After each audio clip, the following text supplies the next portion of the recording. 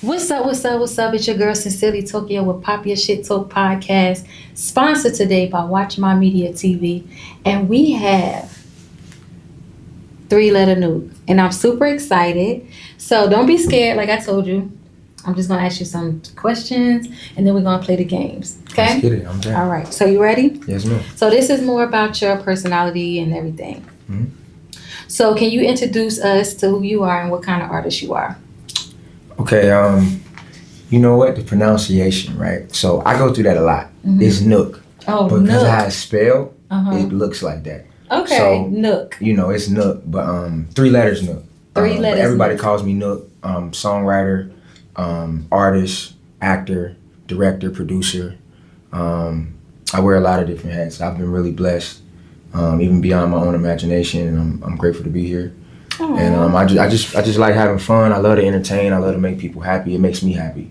Aww. And I believe that's my calling. So I just stay in sync with that and kick it. So. Well, I'm glad you are here and you decided you want to do the interview with me.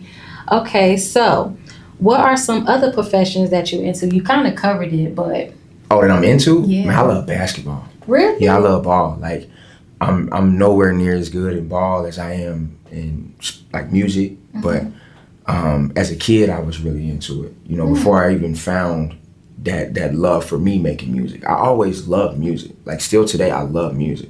Like if you were to ask me, I know you got questions, but if you were to ask me if something had to go, like music can't go. I don't know what you compare, but music can't go. Like I had to have music, but basketball was my thing as a kid. Like I'm a huge Kobe fan. I can watch any type of basketball. I can watch any type of sports, to be honest. I love sports, so I'm super into basketball, though. Like, that's my thing. That's what's up. For sure. Okay. How did you first discover your passion for music and film? Because I know that you're into film. What's crazy is, as a kid, I did want to be an actor. Mm. Like, I just met Jason Weaver recently on the set of Sisters. Okay, So that's I met Jason Weaver there. And it was one of those moments where, like, sometimes it's inappropriate to try to mingle or socialize because this is a professional setting. It's a lot of moving pieces and things going on. But this was one of them ones where I was like, whatever. Bump that. I'm about to risk it all. I'm saying something to Jason Weaver, dog, because, I mean, you know, him in the American Dream, Lion King, you know, ATL. I mean, just to name a few things that he's done. He was one of the few that inspired me, along with Aaron Carter. I actually ended up working with Aaron Carter. He became a good friend of mine before he passed. Oh, so okay. rest in peace to Aaron. Yeah, rest in peace, Aaron. Who else? Jonathan Taylor Thomas. You remember these people? I don't know. So who is the last one you just said? Jonathan Taylor Thomas. I think he was one of the sons on Home Improvement.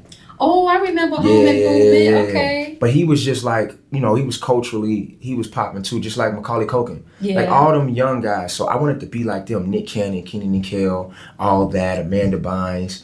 Like that's why I love what Kai Cenat and all of those guys are doing. Because it's just Nickelodeon or Disney, but they're their sole proprietors of their content and what they putting out. But it's the same thing. It's just now that we didn't get to watch Kenny Nickel 24 hours. But I would have been them kids following them all day.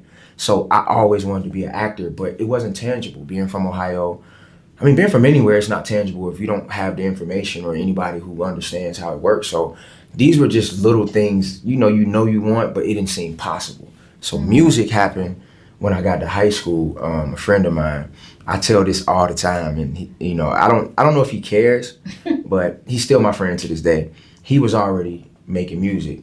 And I had a speech or something in English class, or I think it was history or something. I can't remember. But he heard my voice, like my talking voice.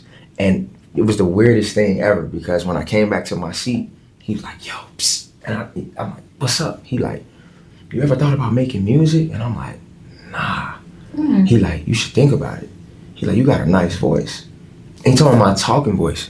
So I'm like, okay, like, you know what I'm saying? So he like, come by the studio sometime.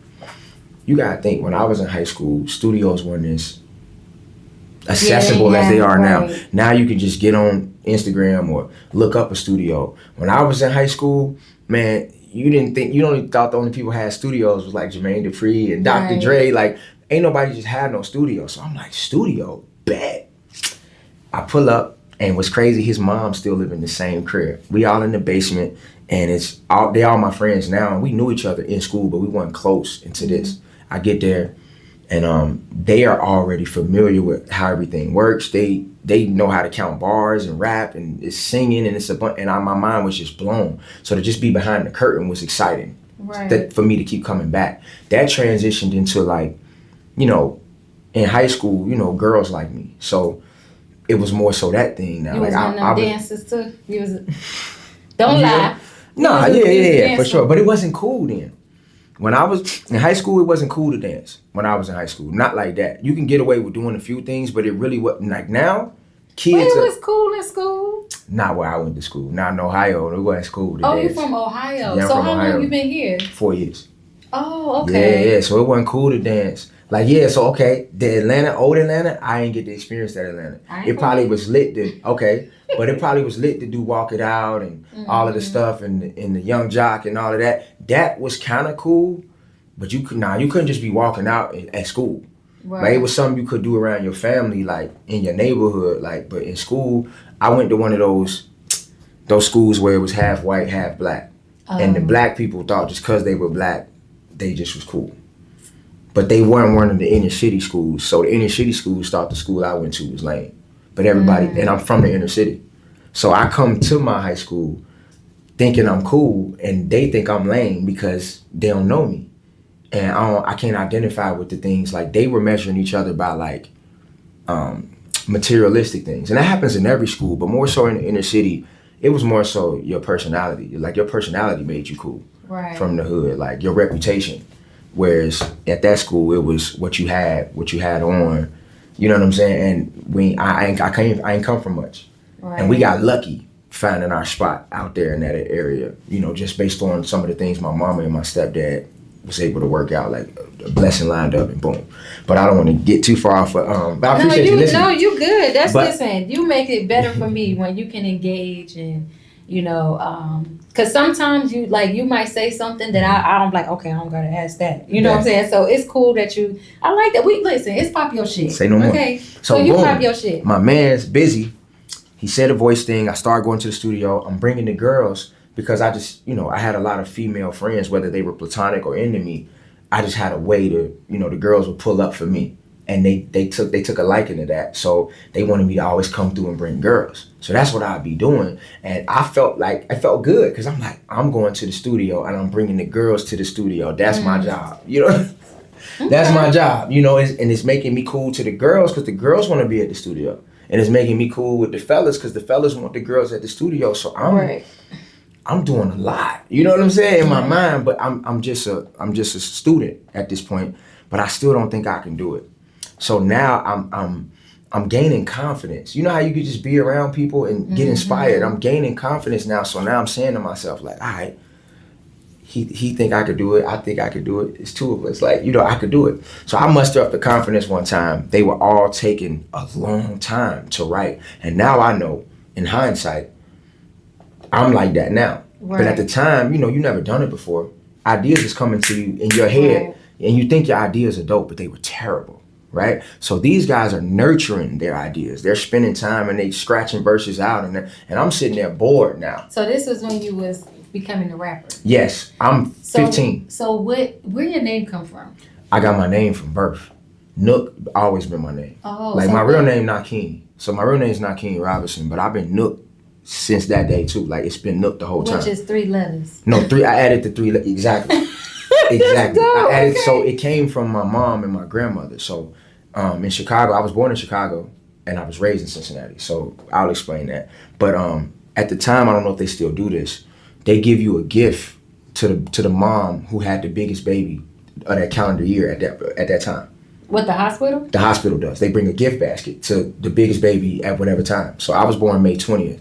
So whoever was the biggest before me probably got it. But then when I was born, my mama got the gift basket. I was, I think, 9 pounds, 8 ounces. Oh, wow. But I was like late. I don't know how to get the terminology. You was premature? No, I was the other way. Like, my mom was supposed to been had me to where they had to you bring was her in there. Still in there? Yeah. Oh, God. So I was a huge baby. She had to have it not to be too... She tells it all the time. She had to have a C-section. It was a whole thing. But the gift basket was full of Nuk stuff.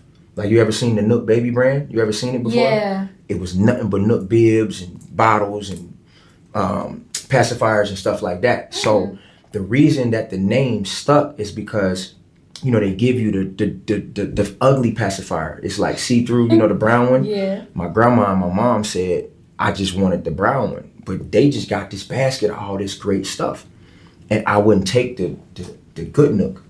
So my grandma would be singing to me like, you know, like come on Nooka man, take the Nuk, like, and it just stuck my whole life. That's dope. I like So that. when I started making music, I don't think I was cool enough to come up with a name. I thought about names, but I'm like, I'm gonna just be No, 3LetterzNuk, right? Yeah, 3LetterzNuk. Oh, 3 letter. I like that. Yeah. I was like, how did he get that name? So the 3 letters came in college because I convinced myself and my friends around me, just simply because of proximity, we weren't aware of how things could go.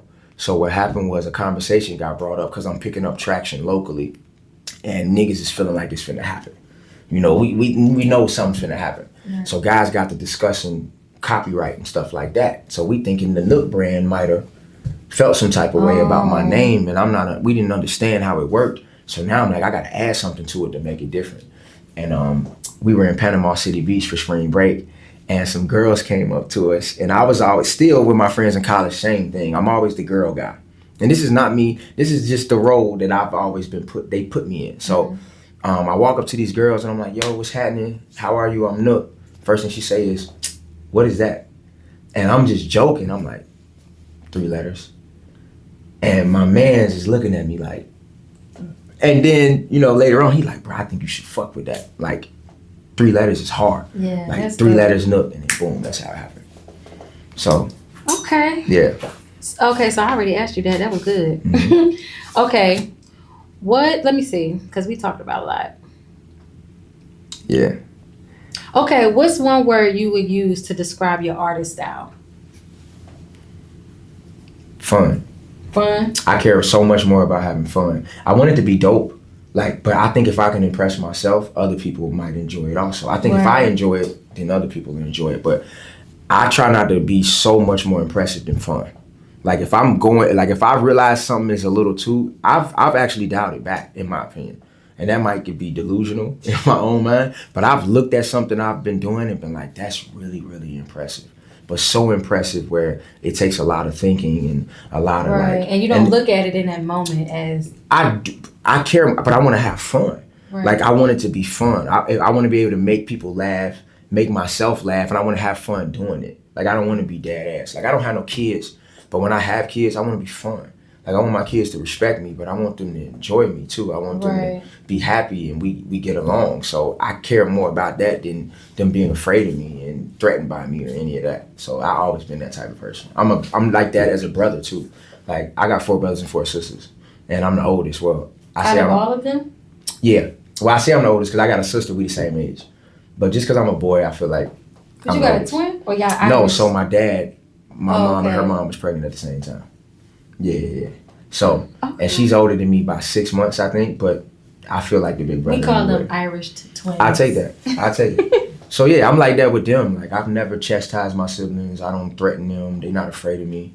They don't care about nothing I be saying anyway, even now, because they grown and got wives and kids and families and stuff. But I've always tried to lead by example, you know, and I would think that would provoke them or yet inspire them to do whatever than me, you know what I'm saying, patronizing them or any of that. Okay, let's see. Is that my phone? I don't know, man. Could be. Yeah, you got action. I think I just seen it. Let's see. Because we asked a lot. You took care of a lot of stuff. But a part that I didn't tell you about the studio was they let me go. They let me go in the studio. Remember, I asked them because I was eager and wanted a chance. And they let me do it. When you was in school? When I was in school. Remember, I was just coming around with the girls. But I wasn't doing nothing. I just was in there. And then I mustered up enough confidence to ask them, could I try? I get in there, and this will change my life. It's when I got in there, and I said this rap that I had been preparing, and it was terrible. Like, I know it was terrible. Not at the time, I thought it was incredible. But when I did it, the reaction that I got from everybody is why I'm a musician. Because that was the first time in my life that I saw that people admired me for something that I just wanted to do. Everything else about me, whether getting good grades or just being a good kid, was things my mom, you know, really consider those things. My mom instilled those. She drilled them in my head. But this was something on my own that I did. And it wasn't that they thought my bars were incredible or that, like I was just this amazing artist. I think they just appreciated my tone, the flow, how it made them feel. And they could see they saw potential. And the girls, the other artists. So that feeling I wanted for the rest of my life. And I'm always chasing that feeling, the admiration. And it was like meeting myself for the first time. And that idea of me, I'm like, that's the idea I'm gonna pursue. I'm sitting here like, is he on my cards? Because that's the question that was going to be. Oh, man, sorry. No. I'm taking you so many places, so I'm trying to bring it back, and I didn't want to not answer your question. No, this is amazing because, if I can not have to ask you all these questions in the beginning before we play the games, I like that you expressive and you telling me certain things because now I don't, you helping me out too. Don't worry about it. I promise you. It's not that deep. Let's go. Okay, let's see. What's the story behind your first project or piece? The story behind it. My first project. Well, my first solo project, because you don't know that I was in a group. So I was in a group. So they were a group. They were like part-time. Like they would be solo artists when it made sense, and they would be in a group. And some guys in there were in 2 groups. So we started a group. When I got added to the group, because it was like 7 or 8 guys using the same studio. And they looked at themselves like a group, like Dungeon Family. And you know how you got, Outkast is in Dungeon Family. You had Goody Mob that was also in Dungeon Family. So that's what they was trying to create. So that's what it would be like. So the group that I ended up being allowed to be in, we came up with this name called So Seductive. So Seductive? How old was y'all? Man, 15. Okay. But we were trying to be like Pretty Ricky. Okay. So it was 3 rappers and a singer.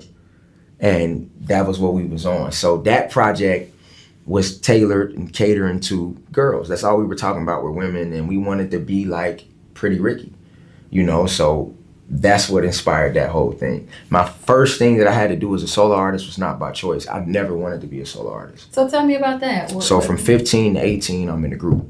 We graduated high school. My friends started calling me Malcolm X. People still call me Malcolm X because they say I'd be like preaching when I'm trying to inspire or say something. So Soulja Boy came out, then Chris Brown. Chris Brown came out. I think we knew about Chris Brown first and then Soulja Boy. So when I seen Chris Brown and Soulja Boy, I think people need to put more respect on Bow Wow name because Bow Wow was killing it, but we weren't measuring ourselves. We didn't even measure ourselves by Bow Wow. Yeah. We looked at Bow Wow as he was with Snoop. We look at Bow Wow how the world look at Beyonce. Right. That's how we're not even thinking we can do what Bow Wow do. We're not even considering him to be something we can measure, a measuring stick. We he out of here. But Chris at the time, and Chris is the best in the world. And at the time he was incredible, but I thought we could do that. And with Soulja Boy, I'm like, we could do that. So I think my guys, they dopamine levels. At the time, the reward sensors came from just the acknowledgement. The fact that our school acknowledged us as a group, MySpace did. Okay. And I think those things satisfied them. Where I'm looking at Chris, I'm looking at Soulja Boy, and I'm like, yo, we could do that. So I'm telling them this, but I don't have no influence. I'm the wackest person in the group, the youngest, the newest. I shouldn't be the person trying to be at the helm and be at the head of the charge. So from 15 to 18, I just did whatever they wanted to do. And they were okay with MySpace and dropping, we had CDs at the time. So making 20-song CDs and passing them out. And we had never done a show, but the admiration we were getting from our classmates, it felt like we were stars. Right. So fast forward to 18, we all go to college. One of my partners go to Wright State. Another one of my partners went to UC. I went to NKU with the singer out the group. And then another one of the members that went, he didn't go to college.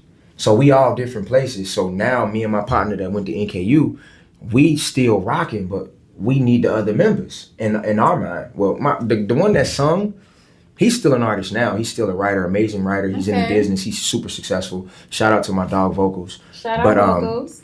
But at the time, he didn't care as much about the group as I did. Because he could stand on his own. Whereas the group was all I knew. So I was still trying to think of I'm like Duck from the Foul Heartbeats. Okay. You know what I'm saying? It's all the bickering amongst the group. But I'm the one trying to maintain all of the chaos and keep everybody. And so after being exhausted from doing that, DJ, that's his real name, sorry, vocals. DJ ended up leaving NKU. So now I'm there by myself, which brings up another part that you probably don't know. This is where I meet Bryson Tiller. Okay. And because Bryson Tiller, he's from Louisville. I'm from Cincinnati. The NKU is kind of in the middle. Okay. So we both had a mutual friend by the name of Elliot Nichols. He was amazing. And at this time, Elliot and Bryson were really close because Elliot was so fire. And Bryson's more, you know, he wasn't as social. Like, I never really met him in no pop out, we outside type of way. It was always on a professional level. I mean, I've seen him at stuff and we would socialize, but it was never, we had the crib just hanging out because I don't think he was just that type of person, and I don't think he's like that now. But Elliot was more the social type, out, so talkative, and me and him were really tight. So me and Elliot started getting cool because vocals is no longer at that school. But Champ, who I didn't refer to by name, is who went to UC. UC is still in Cincinnati, which is only like 50 minutes from NKU. Champ was the engineer. Busy could engineer too. That's the one who said he liked my voice. Okay. Busy's who went to Wright State. That's a lot further. So we not really talking to Busy that much because of proximity. So I would pay Champ to come to NKU to record me. That was to Elliot's benefit because Elliot, he's from Louisville, like Bryson, and he don't have no engineer or no studio at NKU. So my man's is bringing his laptop, his interface, his mic, all of his stuff up to my dorm room. Elliot would come to my dorm room. And we would all be in there making music. And while DJ was there, he would be a part of it as well. So after DJ leaves, and then now Elliot is not as, Elliot had other things going on. Like, he's already the man too. So Elliot reminds me of myself now, which, to being honest, like, I'm not as, I pick my spots. Like, I'm super busy.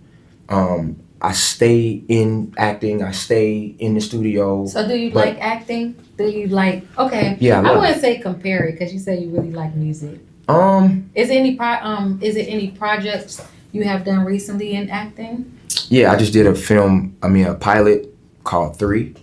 I just did that like 2 days ago. That's why I got the scars and stuff on my face. Okay. But yeah, I love acting. I think they're even, to be honest. They're even because I'm new to acting. I've only been acting for 1.5 years. Yeah, me too. Yeah, so music I've been doing, you know, more than my whole life, like 20 years. So with this project now, can you talk more about it, or is under which one? The 3? 3? Yeah. I play a villain for the first time. Well, the bad guy. Okay. So I've had to tap into something that I otherwise wouldn't. You know, I had to use a tone that I never used before. I had to bring the energy, and I enjoyed it. But I'm more afraid acting than as a musician. As a musician, I'm not afraid. Like, I'm sure of myself because of the work I've put in. Yeah. But I know I'm only as good as how how people interpret it. But I don't concern myself with it because I give it everything I have. So once I let it go, whether they like it or they hate it, when they like it, that means a lot. And when they hate it, it don't mean much, you know, because I know I did my best. Whereas with acting, I'm not as confident. So I'm in that space, and they're more confident in me than I am. So what is it, because I act too, right? Mm-hmm. But my fear is more of, I don't like, the reading and remembering scripts. Boom. Okay. Because of music, I got that. Oh, so because you're of good music, with that. Man, that's the easiest part. Well, give us a tip on how to remember lines. What is one of your secrets, or what's something you do, you exercise to remember your lines? I challenge myself. I challenge myself to remember them. Like, I'll either, if I got to go page by page, I'll challenge myself. More like music. Like, there's times I've had to shoot videos to songs I just wrote days ago. So I don't really know the song, but I have to know it because we shooting a video. Or I've had to perform a feature from another artist's song that I haven't been listening to. I fuck with the artist, or I fuck with the feature, but I've been writing something new. I'm in the middle of writing something else, but I got to do this show, so I've been under that pressure. And then being like touring with Flo Rida, like, there was a time that we were in New York, and Flo was supposed to perform with Robin Thicke on the finale of America's Got Talent. Nick Cannon comes into the dressing room saying Robin's not gonna make it. So Flo look at Nick and say, Nook can do it. I knew of the song. The song had just came out on Flo's album at that time, but the song's like 3 months old. I've been touring with Flo this whole time, but that song wasn't in my set that I did with him, so I don't know that song. So how was it working with him? But I had to get on. It was amazing and tough. I got this question in here, but I remember because I was talking to you and I thought it was so intriguing. Because it was one of the questions. It was, what was the most memorable moment, like unexpected moment? And I remember you was telling me that you didn't even know you was gonna go on stage and boom. Yeah. Nah, he did a lot of that. The most memorable moment, I've never been asked that. Man, the most memorable moment, meeting him was pretty memorable. Because I know how it made me feel. Like, he had a glow to him. Like, I only seen that twice in my life, him and Michael Jordan. Like, they had a glow. Like, he looked fake. That was pretty memorable. Like, when I met Flo, because I only knew about Low. Apple bottom jeans. Yeah. So even when Flo wants to meet me and want to work with me, I don't know how big of an artist he is. I only know he was with Gorilla Zoe. I mean, him and Gorilla Zoe were together, and I'll tell you that story if you ask me. But I was so excited to see Gorilla Zoe because I knew Gorilla Zoe, I knew his music.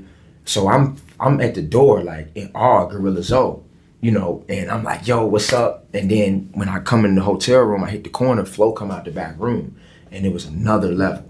Like it just was like, and this is me not knowing his catalog, but he had a glow. So how did you get that gig though? Like, how did you get with him? How were you able to work with him? So I'm gonna try to make it quick. So boom, I had a record at the time in the Midwest that was doing really well. And it was a melodic record, and it was the same likes of like Jeremiah, rhythm is a dancer, I need a companion. It was kind of like that. But mine was, I don't know if you noticed, I noticed, you want me and I noticed. So why you da-da-da? It was, you know, but it was going crazy. You got Fetty Wap, Trap Queen, you got Designer Panda, you got Ray Scrimmage, they records that they had at the time. So I'm right in that prop, you know, I was in that pot. But that being said, a guy by the name of Lambo Joe, who's from my city, he had a relationship with the producer that made Hood Nigga for Gorilla Zoe. Because Lambo Joe used to live in Atlanta, and him and Gorilla Zoe go back to where he was with Boys in the Hood, and he was signed to Bad Boy South. So he introduced me to Chris Flame. Chris Flame take me, my manager at the time, who was my best friend, and Lambo, we go to LA. Chris Flame had relationships at Atlantic and other major labels, but Chris Flame had his own label. Now, Chris Flame was aware that I wanted to be signed to a major, but Chris Flame was trying to tell me at the time, like, man, just go with me. Like, I got you, I produce, I know everything they know, I'm gonna take care of you. Right. I still took the meeting at Atlantic.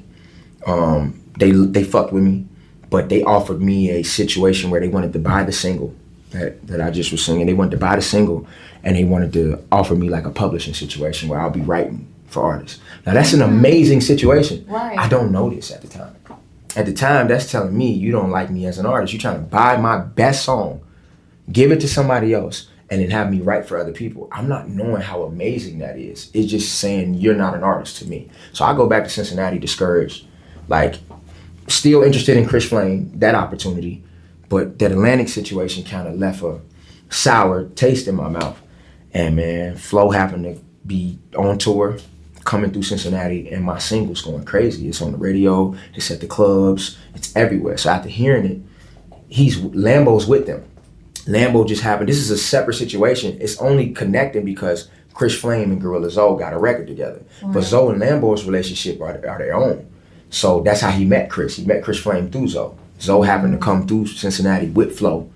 They hear the record. They want to know who I am. Lo and behold, I'm from that city. Lambo has a relationship. He already been trying to help me.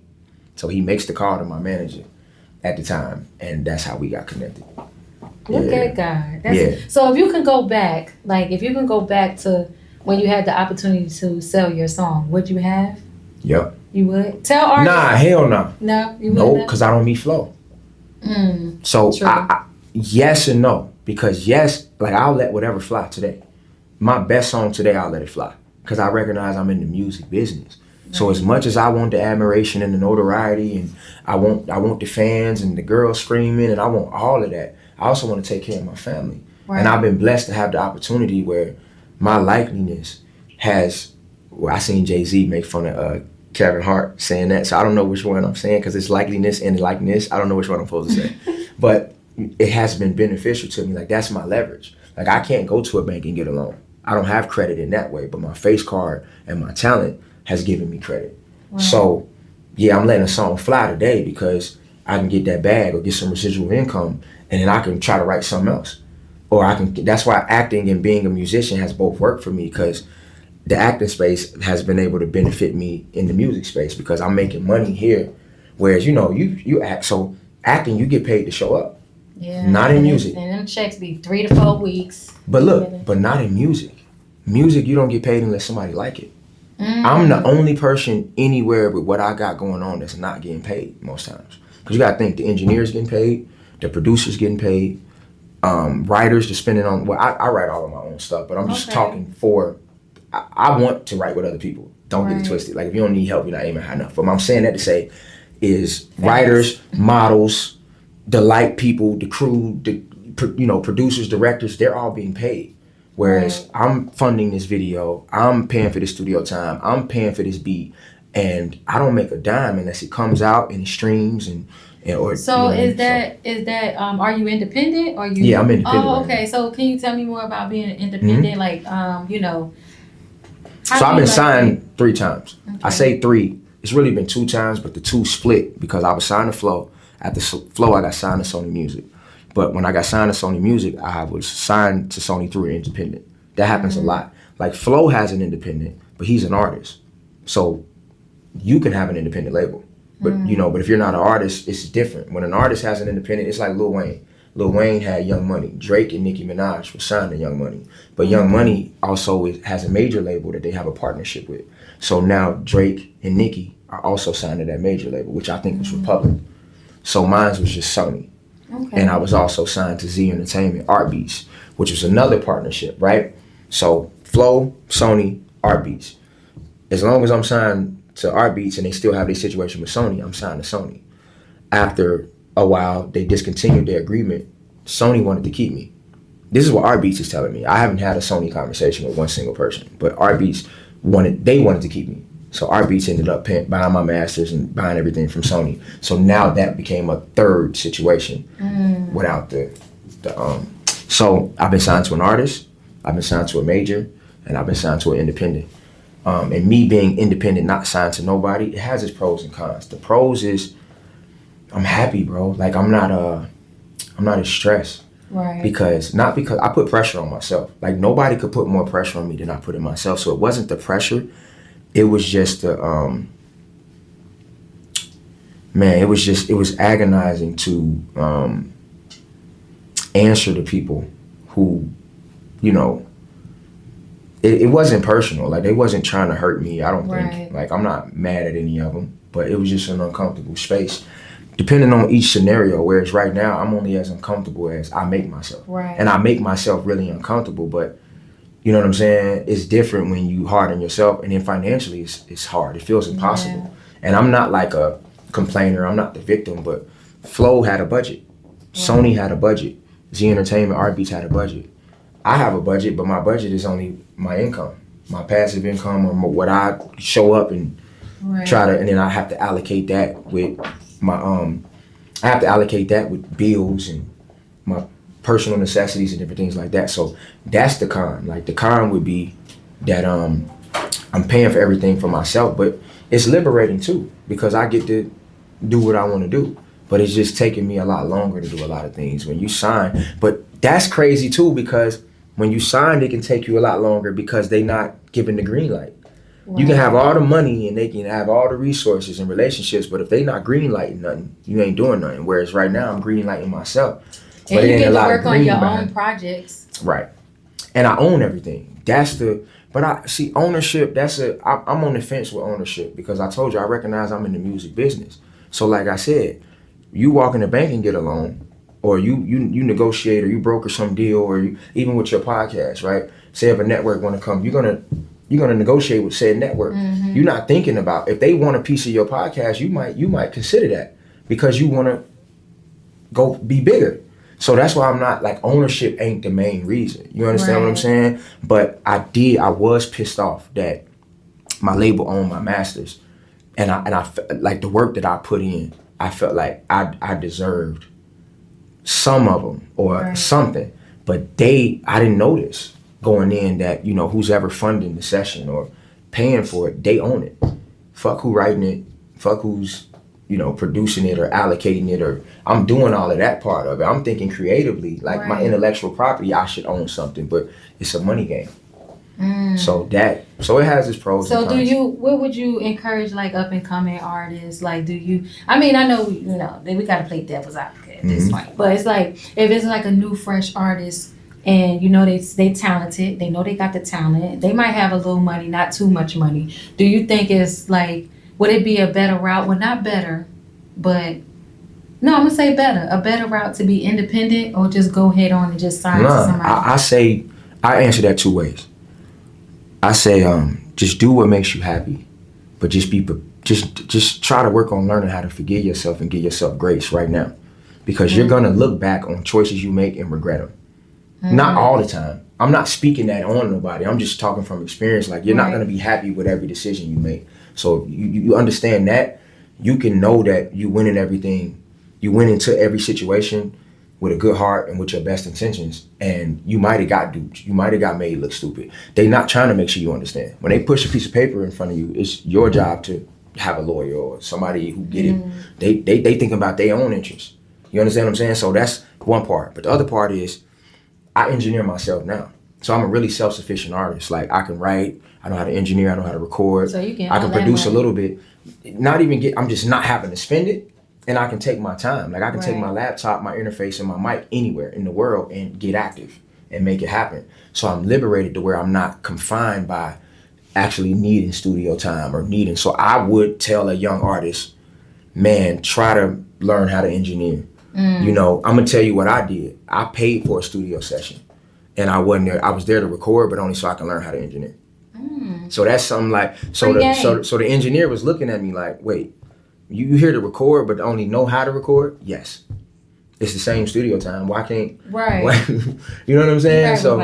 Because it probably, Don't tell nobody when you're doing it. He was good people. Exactly. You can finesse it. You can finesse it. Just ask questions. You know what I'm saying? But try to learn as much as you can. But I'm not telling you go try to be the smartest person in the world, because now you're not focusing on the art, the fun part. Remember what I said? I care more about it being fun. Right. So yeah, that's what I would. That's what I wish I could tell my younger self. I spent so much time. Yes, man. I spent so much time having to count on people, and count on when they were available or when they wanted to, or their opinion, when I could have been working on my own to get better at being self-sufficient, and I could just do my own thing. So that's what's cool about right now. Like, I can record when I feel like it.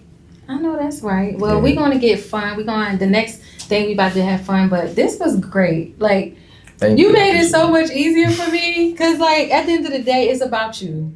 Sometimes when you go do podcasts, they don't ask you, they ask you the other personal stuff. They don't ask you about you. And I'm big on mental health, and I'm big on popping your shit, because sometimes people don't know who you are.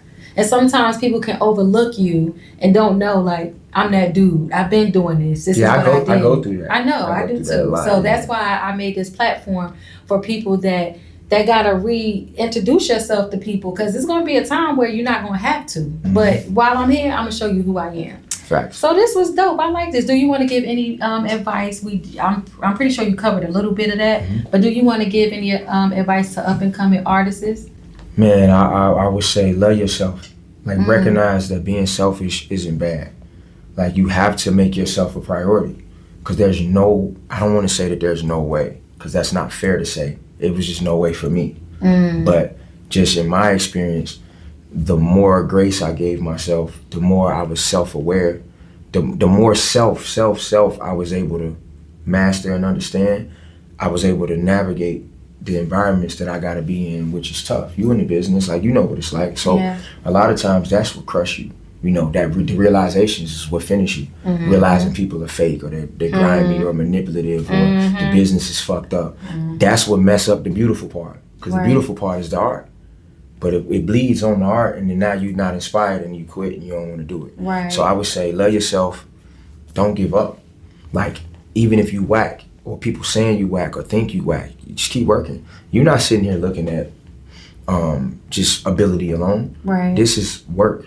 I've worked, and I'm gonna continue to work. I'm always gonna work. And God gave you the opportunity to maximize your potential, and you focus on that. And you know, you don't have to measure yourself by your peers. I mean, that's cool to do sometimes because your peers, people be dope. I know a lot of dope people, but I'm not in competition with them. I'm either learning from them, inspired by them, but I'm not trying to outdo them. I'm not focused on proving. I'm focused on improving. So I would tell them, just have fun, man. Love yourself. Protect yourself. Yes. People don't do enough protecting themselves. Not just artists, but like, don't wear yourself too thin. I treat my phone like my front door. You understand what I'm saying? This is a computer. My brain cannot operate like a computer. So I can't respond to a text message, a tweet, a DM, an email, a FaceTime. Nah, I'm gonna get to it when I get to it. So just imagine everybody trying to have access to you knocking at your front door at the same time. You're gonna let all them people with different agendas and thoughts and opinions and questions and things they need in your house at the same time, and you're gonna sit there and try to talk to all of them while watching TV, or if you got children, or if you, I'll be chilling. But this is me in hindsight. I don't look like nothing I've been through. Like I did it a whole nother way before, and I tried to be the master of all trades and not overcompensate, but that's kind of what it was doing. You know, it was ego. And sometimes your ego, you know, take you places where I now know what I'm capable of. I know what I can do and what I can't do. I know what makes me happy and what don't. So my bottom line is different. My bottom line is always freedom. There's no amount of money where I'll sacrifice my freedom for that. I know that's so yeah, man, just chill, man. It can be chill. I'll be chilling. Like, you know what happened today? Like my car broke down before I got here. And he still made it. Yeah. He still came. I got good people. But you know what? That's good. That's real good leadership in business and anything. Like, I fuss with him all the time because he be like, well, why you ain't do this? I be like, listen, your first impression is everything to me. Facts. Right? Facts. So, like, even if you couldn't, if you would have called me, it would have been, okay, at least he's letting me know. Some people just disregard your time and everything else. So, I do really appreciate you for that. I appreciate you having me. I ain't want to miss it. And that ain't nothing. Like, I got air in my lungs. I got this. Like, long as this work and it's doing what it's supposed to, like, I know what it's like to be a bit irrational. I know what it's like to not all the way be together. And it's chemical sometimes. You know, mania and anxiety and depression. And a lot of these things aren't just you being emotional and your feelings being hurt or people being disloyal. Like, those things take you over the edge. But you already aren't nurturing your brain your whole life because you've been conditioned to make everything else important. But you have to look at your brain like your other organs. You know, your lungs, your liver, your heart, it's an organ just like the rest of them. So my car having issues don't bother me. You know what I'm saying? Like, I'll be all right. Like, you get what I'm saying? Like, I would much rather not have it happen, but it's going to happen again. You know, people going to get a flat tire. You're going to run into, like I was telling Fresh before we got started, like, people bother me. And I mean that in a way, as to where you get the opportunity to have a conversation with people about how disruptive they may be being to your spirit, or you get to communicate with them what you don't like or what you prefer. Now I just unfollow you. You're not about to no, for real, because my mental health is everything. I don't want to see your notes. I don't want to keep seeing your little notes. I have a better chance of being pissed off because somebody didn't follow through on an agreement or something like that. Because I put a lot into my career. I sacrificed a lot. I'm not married. I don't have kids. I'm in Atlanta. I don't have no family here.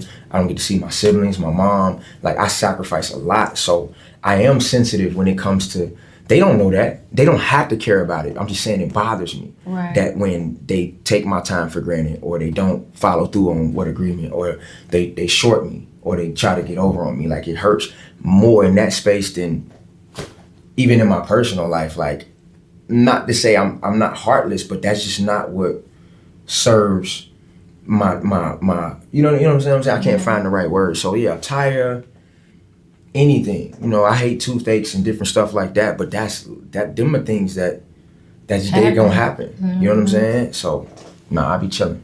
Well, that's what's up. That's so dope. And I want you to let us know your projects you coming up. Like, pop your shit. Okay. I have a single. First because I love me some Juicy. Go ahead. I was just gonna say that. Okay. I was gonna start with that. So I have a single out now with Juicy 2 times called Toxic Love. Y'all make sure y'all tap in with that. It's on all platforms. I also have a record with my dog Roscoe Dash. That's one of my brothers, man. He's been one of my mentors in this business. He's a super, super, super good person to just have in your corner. He's been through everything. He knows everybody. So make sure y'all check out, what's that one called? Flip Flop with Roscoe Dash. Roscoe Dash is also on Metro Boomin's new album that's coming out too. Oh, okay. So Roscoe is doing this thing right now. And then I also have a few things acting wise coming out. I have a pilot that I did with Tiffany Haddish. I'm really excited about. Okay, that's so dope. I'm not in the know as far as what network is picking it up or who they shopping it to, but yeah, Tiffany's incredible. I'm super excited about that. I mentioned 3 earlier. I think the one that I recently did. And we've seen you in BMF.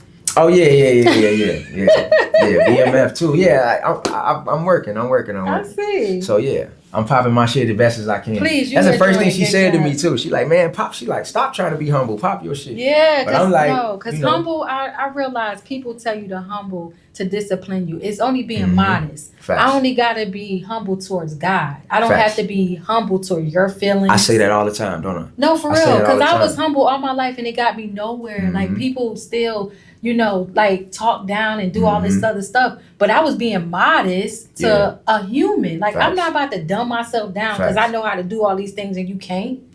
See, I'm like that in a way to where like I'm not seeking the validation. Right. So I'm not trying to. I don't want nobody convinced that there's something I'm trying to get them to get about me or respect about me. Right. Now, okay, get is different. Like you want to be understood because that's love. Love is an understanding. So I definitely want you to understand me so you can know how to handle me or how to protect me. Or because if I don't teach you, you doing to me what you want. Yeah. But when it comes to like my career and stuff like that, like, nah, I'm not trying to convince you of anything. So a lot of times I might miss the blessing because maybe when I was supposed to show out, I didn't. Nah, you don't miss no blessing.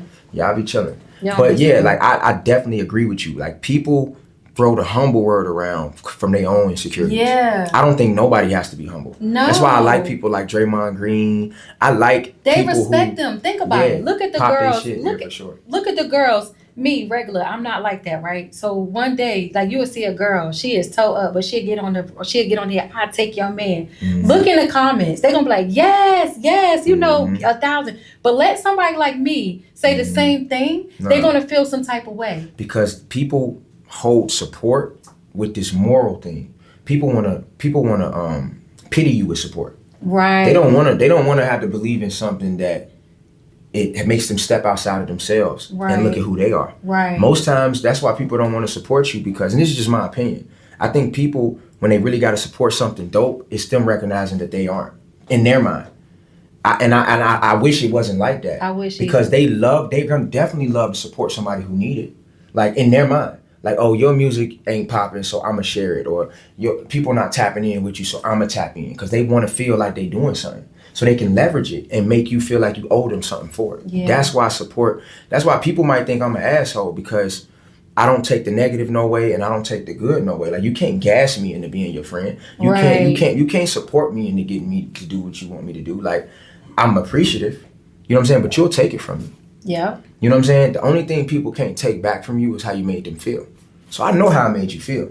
But you can take back the, oh, you lit, oh, you dope. Or you can take back how much I see it all the time. Where, if the conditions of our relationship change, that support leaves. Ooh. So I don't even be, if you support me, you should be supporting yourself. And I want to say this too. Support your local artists, whatever they do, support them like you support the celebrities, because them celebrities don't care too much about you. They don't even respond to your comments.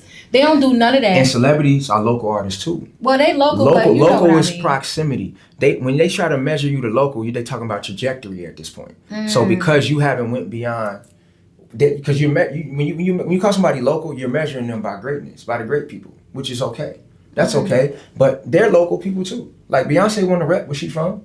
She want to rep that she from Texas. Right. Chris Brown want to rep that he's from Virginia. Drake rep Canada all day. He's local to Canada. But he's just the world knows him. So, when we refer to artists as local, now you're limiting them. Like you basically are telling them like, well, they only know you around here. So, but they all, you know what I'm saying? We all just local support. Artists. I just want people to support. Find your artist. You don't have to keep stalking that person and don't like them. Like actually tap in, because you can't learn from what you despise. And I tell people all this all the time. If you want to be great like somebody, but you don't like them, you're not going to win, because you so hateful that you don't even want to, interact with that person. So I think we should do better at that. And I agree with her. And that's because I don't think people know how to love on their own. They always want to be shown what to love. They want to watch the shows that everybody else are watching. They want to wear what everybody else likes to wear. I'm not telling you dare to be different, but I'm telling you, you know what you like. Right. Let what jump out to you, jump out to you. Right. Let what grab you, and you fuck with it. So if you come across somebody with 3 followers, but they fired, fuck with them. Yeah, but, definitely. But that's not cool. There's no reward. People care only about reward. Yeah, they do. You know what I'm saying? Like, so, yeah, man, everything that you're saying, I feel those same ways. No. I just be getting into the psychology of I be crashing out. Why is that way? A good crash out is healthy. I'm always for a good crash out. Like, man, when I tell you got to, I crash out. A crash out is set you up for what? A reset. Yeah. You need a reset. Some people resetting without the crash out. True. And they not really, they just set. This was good. I have to talk about what you know what? Let's skip to the dog, because you know what? All this other stuff, you done got me inspired. We gonna talk about this damn dog, okay? Yeah. Because I love it. I can't believe it's you. I was just in here just now. I was like, that's the same guy. I was like, hey, that's the same guy that I sent, because he sent it to me, and he was like, I sent him that. He said, oh, that's my homeboy. I was like, oh, for real? But I was so intrigued because I just see how people are with their animals. So I just had a few questions. So if y'all animal lovers, this one gonna be for you. You want to stay tuned just for a little bit. Okay, so what was the first thing you ever trained your dog to do? To go potty outside. Okay, that's important. Like that was, but I think that's standard, but I'm thinking you meaning the other stuff. First thing I trained him to do was like lay down and sit and stuff like that. Like, and then from there it went to give me 5 and he give hugs and all of that. So when you do that with your animal, what form of like treat? Do you give him a treat or you just say words? I use the reward thing. So he's smart. He's a Yorkie. He's a Yorkshire Terrier. Like, all dogs are smart in their own way, but he is super smart. Like, too smart for his own good. So I had to trick him. I had to use him against himself. So he started recognizing that I would try to train him by giving him certain treats. So he stopped doing stuff unless he got a treat. Or he would come up without me asking him and do it because he wanted a treat. So I had to start, like, manipulating him. Like, I would do stuff like I would close my hand, and that would convince him I had a treat, and he would do whatever I needed him to do. And after a while, he started to get over that it ain't nothing in my hand. So that's how you get to make him do that on social media? Yeah. All of that is me recognizing what I already know about him, so I could just put him in scenarios, and I know how he's gonna respond. It's not even me telling him, hey, let's get up here, because you referring to the paper, rock, scissors one? Yeah. That's not me telling him, get up here and let's play paper, rock, scissors. That's me setting up the scenario like Spike Lee in a way, like a director. I know what he's gonna do. I know he wants these chips. He usually gives me 5 to get a treat. That's our thing. So he's trying to give me 5 anyway. But that's good to tell him. That's the $100. Nah, but I'm gonna get it. But I'm gonna get it. But I know that's how them girls be doing. Because I watch a few with the dogs, and I'm like, how do they just? Nah, to the viewer, you think he really could catch on to play paper, rock, scissors. He's gonna put his hand up anyway because he wants to get me 5 so he can eat. I'm just gonna play that. You put your hand up. Now it's time. You feel me? So he was smart enough to recognize that I wanted him to keep the hand up. He just couldn't. That's why he was confused because he's like, I'm putting my hand up, but you're not giving me 5. Right. So why do you keep asking me? And he learned really fast. Like, he wants me to put my hands up every time you do this. That's him being smart. Now that's him working at that point because he's willing to do whatever to be able to eat. And then when I've told him to run away, he ran away just because I told him to. He does whatever I say. When I ran away, the reason he kept looking is because I was running towards the front door. And what he hates more than not being able to eat is that I'll leave him. So he like, is he leaving? Or he like, I want these chips, but if he's leaving, I'm trying to go with him because so that's why he was looking. But he was like, I'm gonna eat and I'm gonna see if I hear the door. And if I don't hear the door, he coming back. And so, yeah, it's a little You know okay, what I'm well saying? that was all of it anyway. A little magic in there, but okay, because I was like, how do he do that with the dog? Because like I said, I see a lot of them. Is this one girl? She be like, she be reading comments to her dog, and she be like, yeah, they say you look like James Brown, but she tucks her mouth in and gives the dog the look. Cute, yeah. Okay, but some people so fine. Like I done seen dogs. Bro, I done seen dogs like bobbing the music. I done seen dogs sing. I done seen dogs like tap, you know, those little buttons to say words. Those things are, I don't understand those things. So I know dogs have their own form of, like, okay, one thing that I know that he does, that I taught him that he really does, is he gives hugs. Like, I wish I brought him, like if you grabbed him, he would swing his head towards you like that. That's him giving hugs. And that's how he shows affection now. Why you need to bring the little tutu? He played too much. He played too much. And in the car, he's crazy. He all in the window. He all in your neck and your shoulders. But he's a good guy. I like that. Shout out. What's his name? Rabbit. Shout out, Rabbit. I'm a big fan of yours. Nah, he's a good guy. Mm-hmm. This was good. Well, okay, guys, it's the end. I really had fun. This was like, I was real nervous because it's been a while since I've been doing interviews. So I was a bit nervous a little bit, but you made everything like come together. Shout out to you. What's your name? You can talk, girl. I got a live studio audience. Shout out to Ty. Okay, she's doing the BTS. Okay. What's your IG? Ooh. You don't got no IG? She don't want to tell you because she a school teacher. Oh, okay. Shoot. So all right. That probably said too much, but she don't want the kids to. No, that's true though. You know what I'm saying? That's true. Yeah. Shout out to my baby Fresh with WatchMyMediaTV. He does my camera work, my editing. Shout out to my homegirl T. She done came here because she getting a hat from me. And I'm so sad because I wanted to keep that hat. I wanted to keep that hat. And shout out to you. And shout out to me. For Thank sure. you. Yeah. But this is the end, y'all. And you know, I had a great time. Thank you so much again. Thank you for having me. Thank you for the crew. And I'll see you next time on the next episode of Pop Your Shit. Pop Your Shit. And this is episode 6, season 2, by the way. I already know. Let's get it. Peace.